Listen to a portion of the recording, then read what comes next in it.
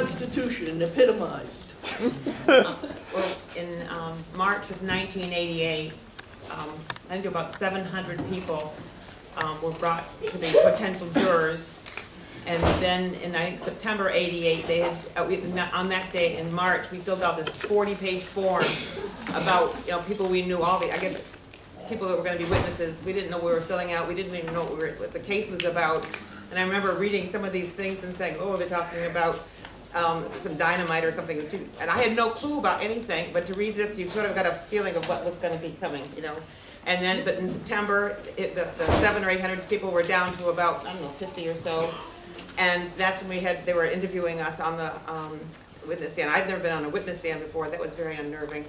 But that was September. And I want to tell you that I was teaching remedial reading and was a Chapter 1 director in South Hadley at the time. And every time I had finished with one of these interviews or whatever, these gatherings, I went to my superintendent and I said, Chet, I'm up for this to be on this jury. Oh, don't worry, Barb, you're not going to be chosen.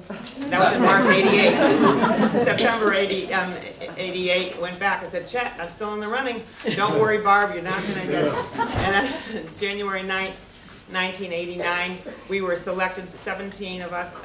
We didn't know, there ended up being 12 jurors and then 5 alternates, but we didn't know. We were a jury of 17. But we were chosen, and within a half an hour, they had the opening statements. And so when the day was over, I went right to that. We knew it was going to be about a year-long trial. I went right to my superintendent. I said, Chet, I was chosen.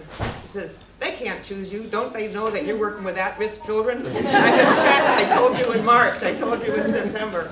But anyway, it was just, I want you to know that these defendants had the most awesome jury, if I do say so. We were amazing. I mean, I just, no, I'm not joking. I mean, you always hear that people, would be reading things. We read nothing. My husband and my boys would save articles from the newspaper or would tape the news. They had a tape they put in every night. I knew nothing about anything, and none of us did. We didn't. When we were together as a jury, we talked about other things. We never ever talked about the case. I carpooled with someone who was in the case. We never did. We were amazed. I mean, people couldn't believe it. We started off with 17 and we ended up with 17. Nobody dropped out. This was a year long, and I was so pleased that I was one of the 12 jurors, because that would have broken my heart to have sat through a year of testimony and then to be an alternate and you couldn't even deliberate. And then the 12 could never be together with the other 5. We never could be together. So they never were in on anything. And I thought, oh, I'm so happy after that investment of time to be able to deliberate. But as far as the case, the defense lawyers were amazing. And they really, I was just looking at my notes. I think there were 1,600 pieces of evidence. We had, I don't know, hundreds and hundreds and hundreds of witnesses. Some people were there for a day. Some people were on the stand for 2 weeks. But we were allowed to keep notes. I have, I think, 8 stenographer books filled with my notes. And that was one of the first trials we were ever allowed to use notes, because there's no way we could have remembered anything. And what Bob was saying about when we deliberated, we had this room full of all the evidence with file drawers full of everything. We read through all the notebooks, these 12 notebooks that the group had written in for their minutes or whatever. All of us read everything. We just researched, and if we had a question, we'd go to the judge, and the judge, William Young, was an amazing judge. He was what an awesome man he is. I mean, he was for the law. He, in fact, when he told us when we were to deliberate, he said, he says, do not do violence to your conscience. And for a judge, isn't that awesome? I mean, that's what he told the jurors. And, but it was just a wonderful, at first I thought, a year, how can I give a year up? But, friends for life. But it was incredible. And I do want to say that after we, Monday was I think it was Monday was the 20th anniversary of the Berlin Wall. coming. We didn't know it about anything about it. We were sequestered for the month of November 1989. When we went in there, nowadays we're used to having cell phones and all these things, but at that time there were clock radios. We were allowed to have a clock, but no radio. We were in the 10th floor, I think, of the hotel, and a hotel. We couldn't have any TVs. We couldn't watch any news. We couldn't watch Perry Mason because that was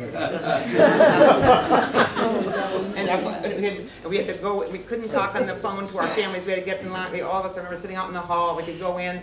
We could talk to our family on one phone, and the marshals would be listening in on every phone call we had. And so for a month, we were without our families. It was very hard for for us with our kids missing us, and we missed our husbands or our wives too. But it was just a very a difficult time. But it was really a fascinating time. But anyway, back to the Berlin Wall. We didn't know it went down. It was here 38 years or 28 years was up. And I was just looking forward to knowing having that come down. And then we went in the month of November, and November 29th, when we had finished, we found out that it had come down on the 9th, and that was just amazing to find it. So I really enjoyed the 20th anniversary footage I could watch.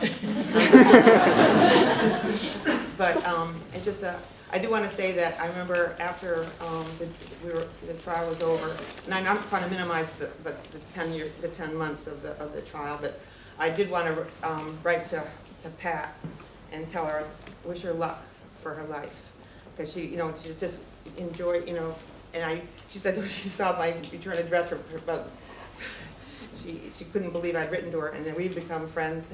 And then starting in January 1990, I wrote to Ray in prison, and we've written for 20 years, and he's my friend. He's incredible. And she said he's brilliant. He is brilliant. He should be a professor at some college, some university. I mean, he's an amazing author, he's a writer like you wouldn't believe. He has such integrity. He is such a fine, fine man. I feel privileged to have him be my friend. He's incredible. But I want you to know, I didn't know him when I was I didn't know anything about anything. When we started off, we knew nothing about anything. No clue. But being on this jury has been a gift to my life. I'm so much richer because I've experienced this. No.